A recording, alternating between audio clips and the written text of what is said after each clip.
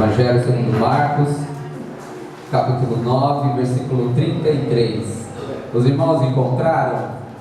Amém? Tendo eles partido para Cafarnaum, estando ele em casa, interrogou os discípulos: de que é que discorríeis pelo caminho? Mas eles guardavam silêncio, porque pelo caminho haviam discutido entre si sobre quem era o maior.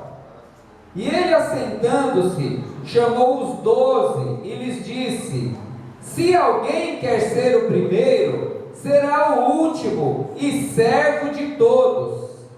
Trazendo uma criança, colocou-a no meio deles, e tomando-a nos braços, disse-lhes: qualquer que receber uma criança tal como esta, em meu nome, a mim me recebe, e qualquer que a mim me recebe, não recebe a mim, mas ao que me enviou. Amém. Oremos. Senhor, nosso Deus e nosso Pai, esse é o teu Evangelho, Senhor. Essa é uma situação muito especial que aconteceu com os teus discípulos, e uma lição muito bacana, muito bonita que o Senhor deu a eles. Eu te peço nessa noite, Senhor, em nome de Jesus, que o Senhor possa captar a nossa atenção, o nosso coração, a nossa mente, a nossa emoção diante de Ti, para que nós possamos extrair daqui uma lição muito importante também para nossas vidas. É o que nós te pedimos, em nome de Jesus. Amém. Os irmãos podem se assentar, graças a Deus. E deixa a sua Bíblia aberta aí, nessa passagem, para a gente dar uma explorada aí nesse texto. Mesmo se você tiver com criança do seu lado aí, for alfabetizada, ela puder acompanhar junto com você, tenho certeza que será de grande proveito essa lição que o Espírito Santo vai ensinar para a gente nessa noite. Bom, meus irmãos, a história é basicamente a seguinte: eles estavam ali caminhando, foram para Cafarnaum, e aí Jesus percebeu que estava tendo uma discussãozinha muito importante entre os discípulos, muito importante. E aí Jesus perguntou para os discípulos assim: o que vocês estão discutindo aí? A discussão era tão importante que eles ficaram quietinhos e não falaram nada. Jesus, como a pergunta dele foi meramente retórica, ele perguntou somente para dar uma cutucada nos caras, ele aproveita a ocasião e chama uma criança para a casa dele, onde eles estavam, coloca a criança no meio deles ali, e mostra para eles, toma nos braços a criança e fala assim: olha, tá vendo essa criança aqui? Veja bem, quem recebe uma criança como essa em meu nome, a mim me recebe. E quem recebe essa criança, na verdade não está recebendo somente a mim, mas está recebendo também aquele que me enviou, que é o Pai. Ele ainda disse anteriormente: quem quiser ser o maior e o primeiro, será o menor e servo de todos. Então a gente fica sempre entre nós falando: já recebeu Jesus, já aceitou Jesus. Olha aqui o jeito de aceitar Jesus: recebendo uma criança em nome dele, você recebe Cristo, e de quebra recebe o Pai também, em nome de Jesus. Mas vamos lá, vamos ver versículo por versículo para a gente interpretar o texto. No versículo 33 diz que eles estavam em Cafarnaum. Cafarnaum era uma espécie de base de operações de Jesus no início do seu ministério, quando ele estava começando ali na Galileia. E se você ler, não precisa abrir, mas em Mateus capítulo 4, versículo 13, disse que Jesus tinha uma casa lá, tinha uma casinha, uma residência lá, que era como se fosse ali a base das suas operações. Muito bem, aí Jesus, nesse mesmo versículo, diz o texto que ele pergunta: o que é que vocês discorriam pelo caminho? Sobre o que é que vocês estavam falando?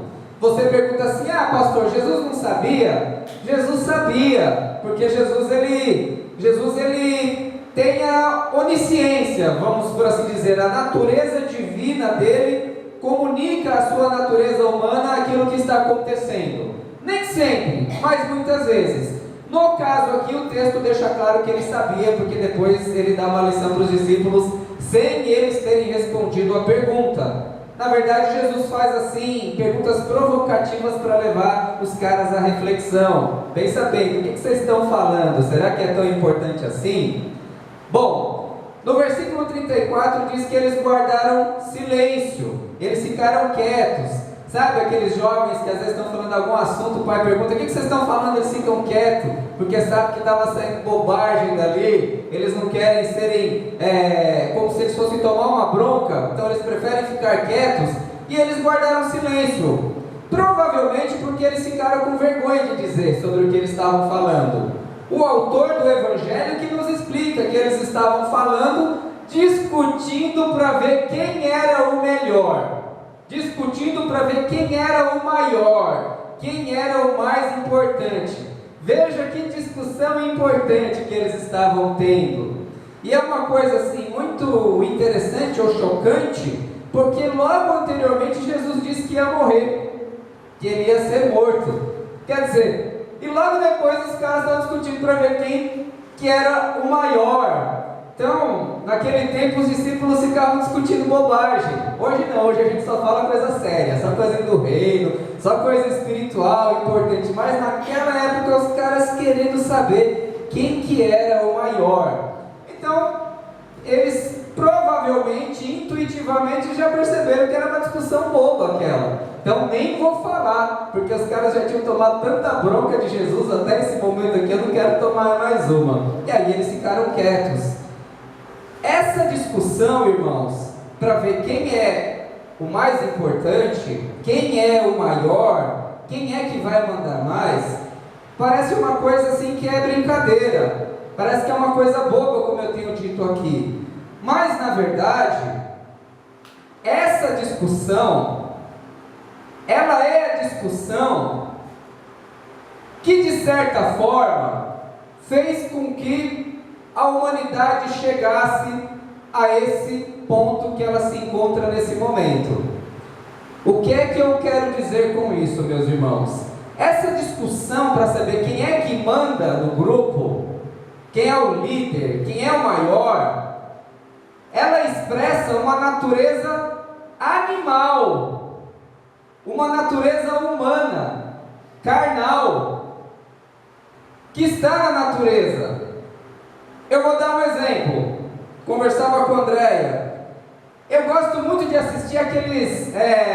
não assisto muito, mas às vezes eu assisto aqueles seriados, aqueles documentários que falam a respeito da vida animal. E uma vez eu estava vendo como que viviam os cangurus lá na Austrália. E os cangurus, eles vivem em grupo.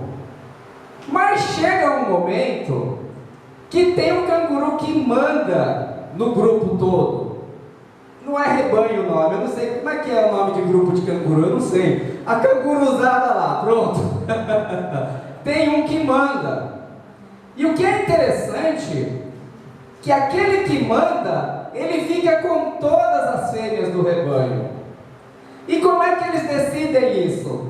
Eles decidem lutando boxe. Já viu aquele gibi que tem um canguru com a luva de boxe? Acho que é dali que eles tiram. E é impressionante, porque é um canguru tão fortão assim, e vem um outro para desafiar. Aí eles começam a dar porrada ali, tipo Mike Tyson, e eles pulam assim, vai com os dois pés um no outro, impressionante. Mas eles batem para machucar, não para matar, para machucar. E aquele que perde, sai, e o vencedor, ele fica com todas as fêmeas daquele grupo ali. Isso acontece com leões também. Leões. Outro dia eu estava assistindo, achei impressionante assim, como que funciona. O leão, isso é chamado de o macho alfa do grupo. É o macho alfa. Ele pode estar com o seu grupo de irmãos leões. Mas aquele que manda, também essa é uma característica dos mamíferos talvez, e outros animais, ele também fica com todas as fêmeas do rebanho, do grupo ali, não é leão, não é rebanho, Como é que é o nome aí? Grupo de leões, leonildos, enfim, é o grupo de leões.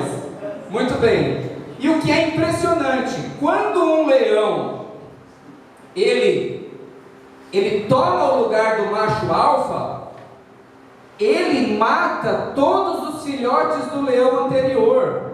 Ele mata todos. As leoas, elas vêm tentar brigar com ele, tentar proteger os filhotinhos, não adianta, o leão é o leão, né? Quem romantiza muito essa coisa do mundo animal é porque não viu como que é, o negócio é bravo. Ele vai e mata cada filhote, ele espera o período, né, da fêmea entrar naqueles dias lá, de desejar, e ele tem filhos, tem filhotes com todas as fêmeas, e todos os descendentes daquele grupo é daquele leão, o macho alfa do grupo. Eu vi isso com pássaros, um tipo de pássaro muito interessante. É muito legal isso. Tem um pássaro que, o pássaro que manda, ele começa a dançar. É o pássaro dançarino, é o que melhor dança ali no meio do grupo. Aí quando vem um outro pássaro querer enfrentar, ele começa a dançar também. Aí eles estão dançando, já é um sinal de que eles vão começar a brigar. E começa a picar um ao outro. E o padrão vai se repetindo. Animais, mamíferos, gorilas, espécies de macacos. É assim que funciona na natureza. Ah, mas isso é muito cruel, pastor. A ideia é basicamente o seguinte, eu até comento com o André.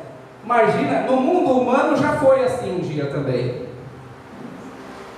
Aí, o que acontece? Qual que é a lógica? O animal mais forte, ele vai passar o seu gene, a sua descendência. A sua descendência vai ser forte. E aqueles que não conseguiram passar a sua descendência vão morrer. Isso é uma espécie de seleção natural, em que o mais forte vai sobreviver. Então ele vai ter os descendentes. A ideia é basicamente essa, que tem a força dele. Eu até brinco com o André, falei, puxa, já pensou se no mundo humano fosse assim? Até hoje, os mais fortes passando a sua lei, um cara como eu não ia conseguir, né? Pequenininho, e enfrentar como, né? Só que no mundo humano, aconteceu algumas coisas diferentes, né? Porque no mundo humano, primeiro, tamanho não é tudo, porque o homem, ele cria tecnologia, ele cria... Vê um cara grandão lá, digamos, se fosse eu e o André, eu já pegava uma flecha e já tirava de longe já. Ele é maiorzão, eu tenho mais chance de acertar. Então o mundo humano tem o que? Tem tecnologia. E no mundo humano, o que pode acontecer? Tem um cara grandão lá que está mandando demais, você consegue fazer uma cooperação entre os mais fracos para ele ir lá e derrubar o grandão. Coisa que no mundo animal não acontece, é mais difícil. Tipo assim, juntar um monte de macaquinho para pegar e matar o macaco mais forte, ou o leão, não existe isso. Então o mundo humano ele é diferente porque ele tem tecnologia e porque ele também tem cooperação. E em algum momento da história, os homens falaram, pô, a gente não pode ficar aqui brigando o tempo todo para ver quem é que vai ficar com todas as mulheres. Não dá, senão a gente o tempo todo vai se matar. E aí foram criadas as convenções sociais de cada homem uma mulher, ou cada homem um grupo de mulheres que ele pudesse sustentar, né? Em alguns lugares do mundo assim, ainda é assim, em alguns lugares do Oriente Médio, da África também, foram acontecendo os arranjos sociais.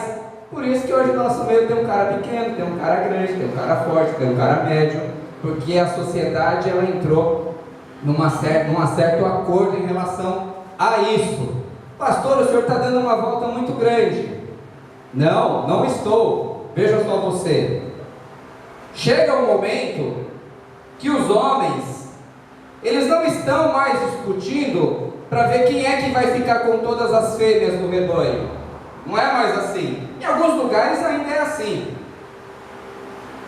Ainda é assim. Em alguns lugares eu vi uma tribo africana que o rei sai em procissão correndo no meio do povo, e as mulheres que ele escolher têm que ir para o harém do rei, e elas vão felizes, é uma cultura deles lá. Bom, os homens eles pararam de discutir em relação a quem vai ficar com as fêmeas do rebanho, mas eles começaram a discutir quem é que vai mandar na tribo. Quem é que vai mandar na tribo? Aí é aquela luta. descobriram quem é que vai mandar na tribo. Agora vai ser tribo contra tribo. Qual é a tribo que vai mandar na outra tribo? Aí você tem guerra de tribo contra tribo. Mas aí essas tribos elas crescem e viram cidades, aldeias. Aí é briga de aldeia, de cidade contra cidade. Então você vai lá na Grécia, é a cidade de Atenas contra a cidade de Esparta. Mas aí a briga não fica mais de cidade contra cidade, vira uma briga de país contra país. O Brasil, por exemplo, massacrou aí, né? O Paraguai, não foi? O Uruguai, o Paraguai. O Paraguai, o Brasil dizimou praticamente, acabou com todos os machos, os homens do sexo, né? Os homens do Paraguai. Foi um massacre. Mas aí não era mais país contra país, era império contra império. Império contra império lutando. Até que nós chegamos em meados do século XX, em que você teve dois blocos brigando por causa de um carinha chamado Hitler, que levou 22 milhões de seres humanos à morte. 6 milhões de judeus, 10 milhões de russos, americanos, enfim, europeus, alemães. Por quê? Porque os caras estavam discutindo quem era o maior. Então por isso que eu quis dizer que essa pergunta aqui, essa discussão, é a grande discussão até hoje. Quem é que manda? Quem é o mais importante? Quem é o macho alfa? É isso que eles estão discutindo aqui. Então, embora pareça bobo, é a pergunta que levou e que continua levando aos maiores massacres do mundo. É essa pergunta: quem é que manda aqui? Até que depois da Segunda Guerra o mundo se dividiu em dois blocos, capitalista e comunista. Os Estados Unidos testaram uma bomba atômica no Japão, morreram aí tantos milhões. E o segredo da construção da bomba atômica vazou. Foi para a União Soviética, para a China, e eles chegaram em um momento que, se nós continuarmos discutindo quem é que manda, e formos até as vias de fato, a humanidade inteira vai para o brejo. Hoje existe arsenal nuclear para destruir a Terra mais de 20 vezes seguidas, se precisar. Então ninguém aperta o botão, ficou caro. Então, se lá no início os caras pararam de brigar para ver quem é que ia ficar com todas as mulheres, agora os caras tiveram que parar de brigar para saber quem é que ia dominar o mundo, porque senão não ia existir mais mundo para ser dominado. Então, essa discussão aqui é a discussão que levou a humanidade a esse estado de coisas que nós vemos até hoje.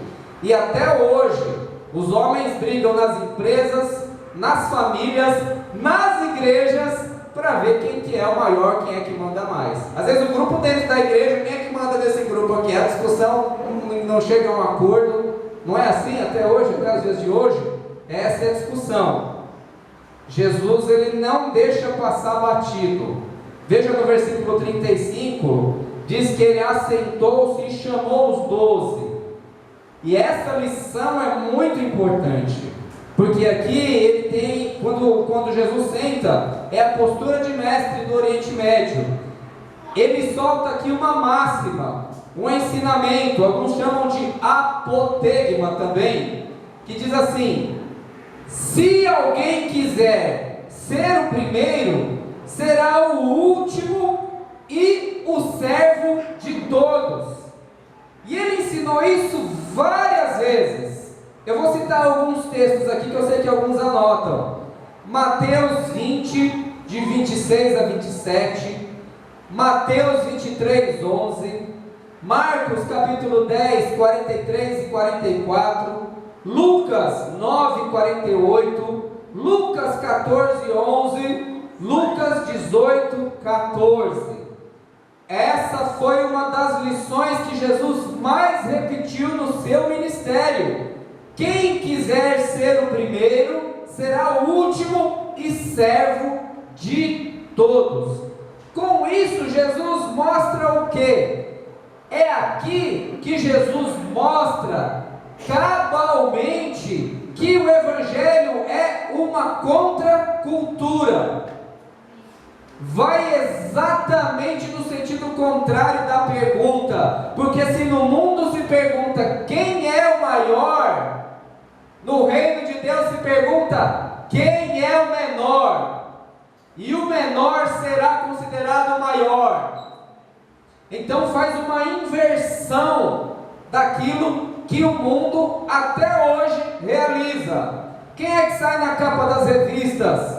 Quem é que sai nos grandes jornais, nas mídias? É quem manda. Por isso que todo dia você vê lá o Donald Trump na televisão, você vê o Bolsonaro, você vê o ministro do Supremo Tribunal Federal. Quem é o maior? Mas no reino de Deus não se perguntará quem é o maior, se perguntará quem é o menor. E o menor é aquele que se coloca como servo de todos. Esse é o nosso mestre. Aí você pergunta, Jesus, ele demonstrou isso na sua vida? Ele demonstrou isso na sua vida. Jesus demonstrou isso na sua vinda e na sua vida. Primeiro ele demonstrou isso na sua vinda, quando diz lá em Filipenses capítulo 2, versículos de 5 a 11, diz assim, que ele, sendo igual a Deus, não considerou ser igual a Deus, coisa que devia se apegar, tomou a forma de homem, como homem viveu a vida de servo, como servo morreu a morte de cruz. Então ele se colocou no sentido teológico, no sentido soteriológico, que é de salvação, como o menor de todos, morrendo a morte mais humilhante, mais vil, mais triste e mais horrenda por amor de todos nós. Então Jesus Cristo, o Rei dos Reis e o Senhor dos Senhores, se tornou o servo de cada um de nós. E é isso que possibilita que cada um de nós possa ter confiança na vida eterna, na vida por vir, por conta daquilo que Jesus fez nas nossas vidas, por aquilo que o Senhor fez. E foi tão maravilhoso o que o Senhor fez, porque quando você pega o costume dos povos cananeus, jebuseus, fariseus, ali do Oriente Médio antigo, eles praticavam aquele ritual do sacrifício humano, sacrificavam os filhos para Moloque. Se você estuda aqui na América Latina, a civilização asteca, maia, eles também praticavam o sacrifício humano. Se você estudar algumas tribos africanas, eles também realizavam, e talvez até hoje, sacrifícios humanos. Se você estuda os nórdicos, os vikings que moravam na Escandinávia, eles também praticavam, faziam sacrifício para Thor, Odin, todo o panteão de deuses. Isso significa o quê? Que Jesus ele realizou o último e derradeiro sacrifício para que nenhum homem precisasse mais ser sacrificado para Deus algum. É um avanço tremendo. Se o cristianismo tivesse perdido, até hoje seres humanos estariam sendo sacrificados naturalmente, tribos inteiras, até aqui na América, até no Brasil. Então Jesus, na sua vida, na sua vinda, ele demonstrou cabalmente o que era se fazer como servo de todos. Aí você pergunta assim, mas e na prática dele? Na prática dele também. O exemplo que eu trago é de João capítulo 13, versículos de 1 a 20. Numa quinta-feira, na Páscoa, Jesus ele ia cear com os seus discípulos. E aí eles voltaram de algum lugar, estavam andando e entraram em uma casa que Jesus disse que era o lugar em que eles iam cear. E era muito comum naquela época, nas casas, você não tinha sapato, você andava de sandália ou às vezes descalço, então o seu pé vai enchendo de areia, vai enchendo de barro, de esterco de cabrito, desses bichos todos, seu pé está daquele jeito, só não está com chulé porque não usa sapato, né? Mas está com outros cheiros. E a mesa daquela época não era uma mesa alta como a gente usa hoje, né? O pé fica lá embaixo, era uma mesa pequena. Então as pessoas elas meio que sentavam assim de lado assim, e o pé ficava muito próximo da mesa. Então o pé todo sujo de barro, de sujeira, de esterco, perto da comida. Então toda casa ela tinha o quê? Ela tinha um servo, ela tinha um escravo. Quando você entra na casa do convidado para comer algum banquete, você espera que venha algum escravo para lavar o seu pé. E aí os discípulos entraram dentro da casa e ficaram assim olhando para a cara do outro. Cadê o escravo? Quem é que vai lavar o nosso pé? Cadê o escravo? Cadê o servo? E aí quando eles olham do lado assim, Jesus tinha tirado a sua roupa e colocado somente uma toalha e ia começar a lavar os pés dos discípulos. Então Jesus se fez de escravo. Pedro falou: não, de jeito nenhum, o senhor não pode fazer isso, porque na cabeça de Pedro o conceito de grandeza ainda é aquele conceito antigo: o maior não serve ninguém, é um conceito mundano. Jesus disse para ele: se eu não lavar seus pés, você não tem parte comigo. Pedro, como é um exagerado, diz: então me lava inteiro. Jesus fala: você é um exagerado, porque você já está limpo pela palavra que eu vos tenho dito. E Jesus vai lá, pessoa por pessoa, e lava os pés dos discípulos. Então Jesus se torna o escravo, lavando o pé cheio de bosta dos discípulos. Ah, pastor, você fala muito chocante assim, é para ficar na cabeça mesmo, certo?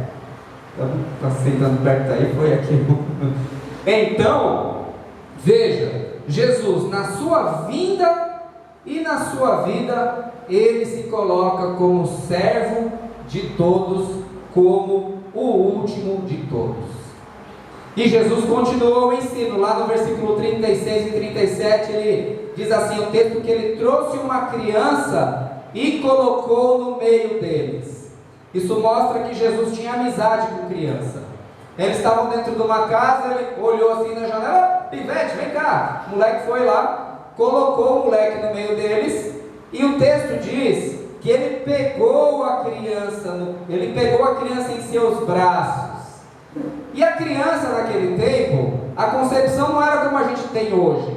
Eu comentava com a Andréia que um pastor do século XVIII dizia que com criança não devia se brincar, porque já tinha que ensinar ele a ser sério, adulto, responsável. Então esse afeto que hoje a gente tem com fofura, por exemplo, não tinha naquele tempo. Até os nossos avós diziam isso, né? Ah, meu pai, eu sei que ele gostava de mim, mas era uma educação muito rígida. E no tempo de Jesus ainda era mais rígido ainda. Se uma criança desobedecesse e desonrasse os pais, ela podia ser apedrejada, por exemplo, pela simples desobediência. A criança era considerado um ser humano incompleto ainda, porque ele ainda estava em desenvolvimento, e a educação era muito rígida.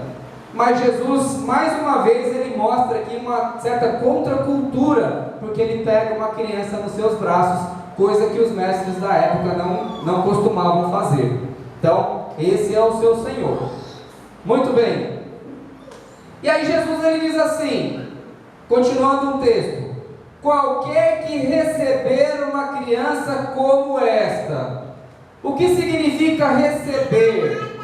Receber significa acolher, cuidar. E ele escolhe uma criança porque a criança ela é o quê? Ela é o símbolo da fragilidade, é o símbolo da fraqueza, é o símbolo daquele que não tem ainda condições de cuidar de si próprio.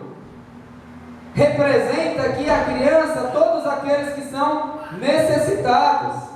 E aí Jesus ele continua: olha, qualquer que receber uma criança tal como esta, em meu nome significa o quê? Por causa de Jesus, por amor de Jesus, qualquer que receber uma criança em meu nome, a mim me recebe. Então antigamente alguém me perguntava: como é que eu faço para aceitar Jesus, para receber Jesus? Falava assim, né? Bom, você vem aqui e faz uma oração, a gente repete uma oração aqui, você já recebeu Jesus. Hoje eu mudo, eu faço diferente. Hoje, se você quiser receber Jesus, você tem que receber uma criança em nome dele.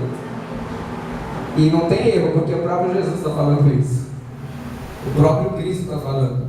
E Jesus ele complementa dizendo ainda mais: a mim me recebe. E qualquer que a mim me recebe, não recebe a mim, ou seja, somente a mim, recebe aquele que me enviou, recebe o próprio Pai. Então perceba a sucessão: você recebe uma criança em nome de Cristo, você está recebendo Cristo e está recebendo ao Pai também. Então, qual que é o caminho para se achegar ao Pai?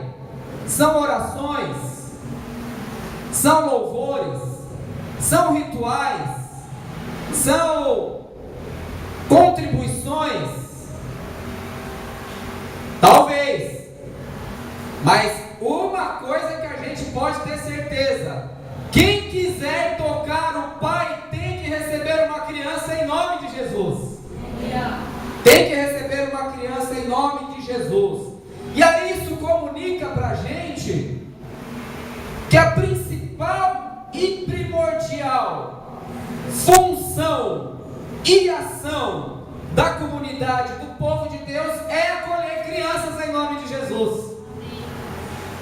Olha só, isso muda completamente o conceito religioso que muitas vezes a gente tem, achando que a gente pode ter alguma forma de espiritualidade desprendida da vida real. E a espiritualidade que leva ao Deus do Evangelho não é uma espiritualidade descolada do corpo, do tipo assim, que a pessoa se desliga da realidade, agora eu vou para as alturas. Não é assim.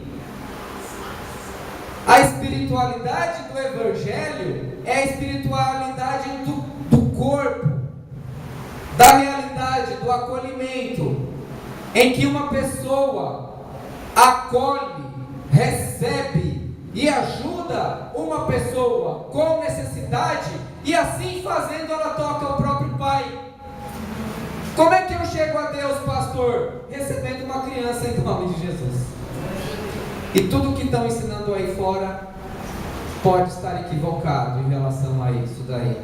Tanta força que se coloca em tantas outras coisas e tão pouca força que se coloca nisso, e é exatamente ao contrário daquilo que o Senhor Jesus ensinou. Então todas as vezes que as pessoas colocam Jesus do lado dos vencedores, do lado dos fortes, do lado dos opressores, do lado daqueles que são vitoriosos, está fazendo uma coisa ao contrário do Evangelho, porque Jesus coloca os seus discípulos justamente do lado dos perdedores, dos fracos, daqueles que nada têm, daqueles que são fracos como uma criança. Fracos como uma criança. Quem quiser dar um banquete, não faça um banquete para pessoas das quais, quando eles fizerem um banquete, vão te chamar de novo. Mas quando você fizer um banquete, chama os coxos, os aleijados, os cegos, os mudos, porque eles não terão como te dar de volta, e te será dado de volta no reino do meu Pai. Amém. Jesus ensinou. E a maior parte das vezes a gente vai fazer favor para quem pode fazer favor de volta para a gente. Fazer favor para quem pode fazer favor de volta para a gente. Então o caminho para Deus é o caminho da caridade, é o caminho do amor, é o caminho do acolhimento. Nenhum bairro, nenhuma pessoa, ninguém deveria se sentir desamparado, totalmente espiritualmente, fisicamente desamparado, quando tivesse uma igreja cristã por perto. Não deveria. Porque a igreja cristã realmente é uma igreja que precisa ser conhecida por uma igreja de boas obras. De boas obras, meus irmãos. Então é isso. Quem quiser ser o maior, tem que se colocar como servo de todos, como o último de todos. Jesus, ele disse aqui, eu quero que a gente avalie esse pensamento juntos. Se alguém quiser ser o primeiro, será o último e servo de todos. Veja bem, quando o texto diz assim, se alguém quiser ser o primeiro,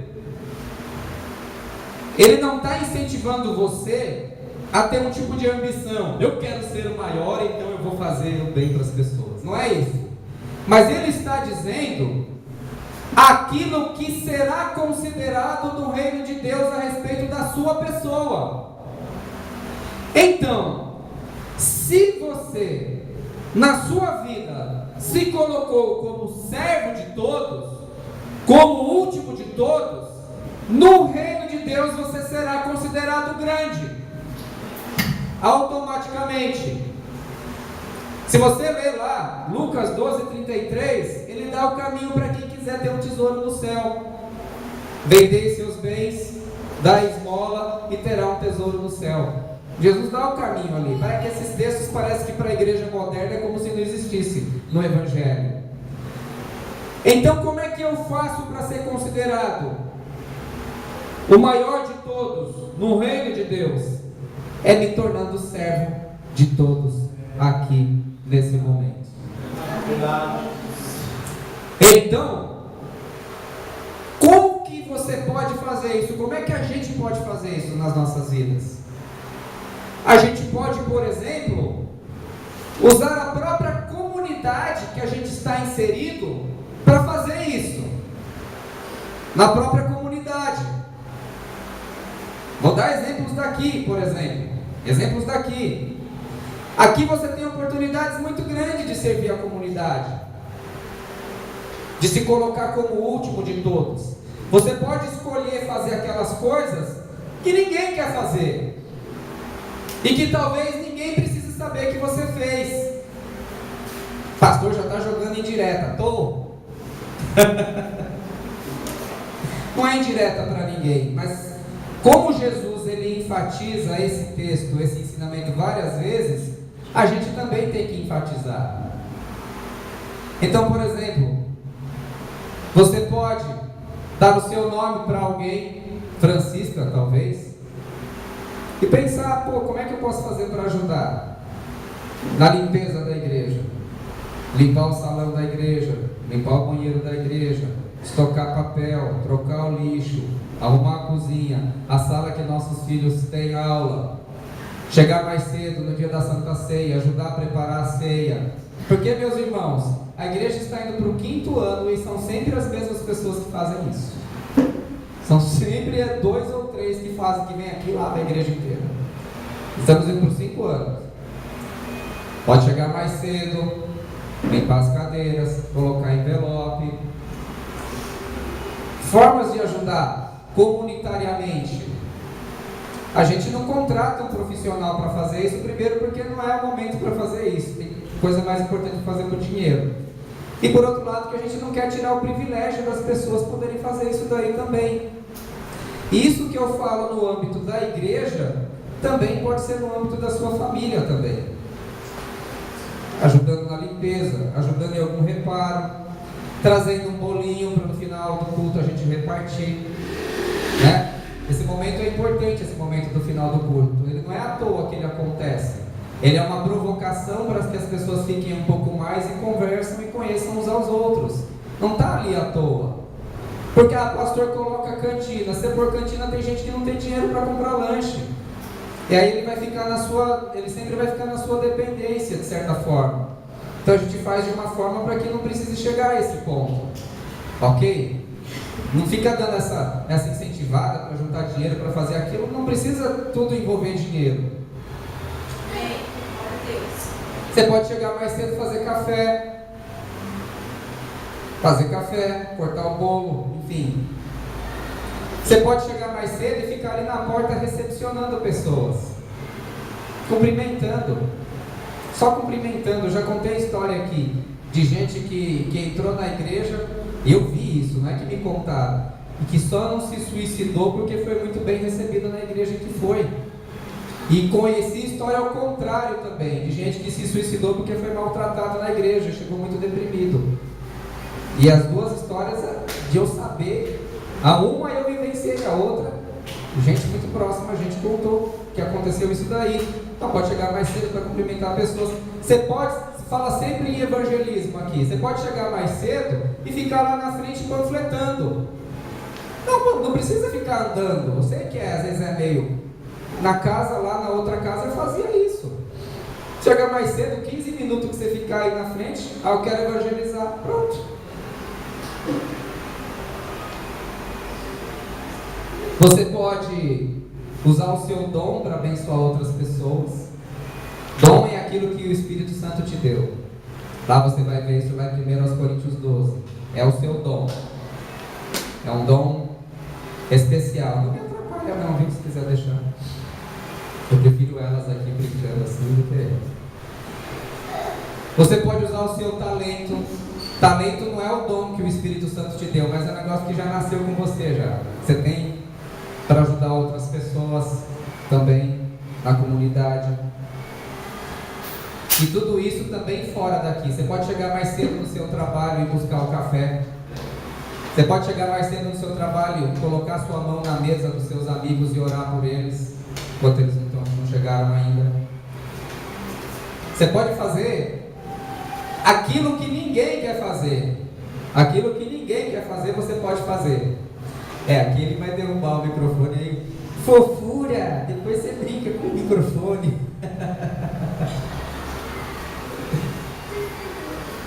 Entende? Lembra-se sempre daquilo que Jesus fez, se colocando como o último de todos, como servo de todos. Eu falei no âmbito familiar, no âmbito profissional, eu falei no âmbito comunitário, mas você pode, por exemplo, você pode escolher um orfanato, um lugar de abrigo de crianças, ir lá contar uma história para eles. Você pode ir no hospital infantil, ler história. Você vai estar literalmente recebendo uma criança em nome de Jesus. Você pode fazer o trabalho de capelania hospitalar. Encosta um pouco a porta. Encosta a porta. Aqui nós temos o Emerson, né? E o Binho que fazem esse trabalho de capelania também. Você pode fazer um trabalho lá no Geruge, indo na Cracolândia. Eu não gosto, mas tem outras coisas que eles podem sugerir para que você faça também. Você pode ir uma vez por mês junto com o Aragão no Lar Boas Novas, levar uma palavra lá. Você pode ajudar agora o Ministério Me Ajude, né? Que é o do irmão Paulinho, que atende aí mais de 100 crianças. Tem a saída de entregas de alimento aqui. Então, tudo isso o quê? Voltado para aqueles que são os mais fragilizados da sociedade, meus irmãos. E no final das contas, é isso que vai contar diante do Senhor. O braço que você estendeu, o acolhimento que você fez em relação a uma criança, a uma pessoa que precisava. No final das contas, é isso que vai contar. É o amor, é a caridade. Nos colocarmos como o último de todos. E esse é um exercício que a gente tem que fazer todo dia no decorrer da vida. Em casa, colocar em casa como servo de todos, no trabalho, na igreja. É como se a igreja, é como se a sua família, é como se o lugar em que você estivesse, você fosse o garçom de todo mundo naquele lugar. Na igreja, todos nós somos garçons uns dos outros. Somos garçons uns dos outros. Dizem que tem uma história que eu acho muito interessante, a comparação do céu e do inferno. Alguns aqui já devem ter ouvido essa história já. Diz que no inferno, os homens eles têm braços muito compridos, enormes, assim, vai daqui lá no Wellington. Então na hora de comer eles não conseguem, porque o braço é muito comprido. Então eles passam famintos a vida inteira no inferno, porque eles têm braços muito compridos e não conseguem se alimentar com a comida na boca. E como é que é o céu? O céu também é assim. Os homens têm braços muito compridos, chegam lá no Wellington, mas a diferença é que com seus braços cada um serve o irmão que está do lado e ninguém passa fome. Que é essa diferença do céu para o inferno. O inferno está cheio de pessoas que viveram somente para si próprios, e o céu de pessoas que viveram para o bem do próximo. Que nós possamos nos encontrar no céu em nome de Jesus. Amém? Essa lição, ela realmente não é fácil, porque a tendência é sempre a gente querer se colocar acima dos demais. Mas esse evangelho nos ensina pelas palavras de Jesus que aquele que quiser ser o maior tem que se colocar como servo de todos. Essa é a lição do Evangelho no dia de hoje. Amém? Graças a Deus. Vamos orar em nome de Jesus. Graças a Deus. Aleluia. Fique de pé.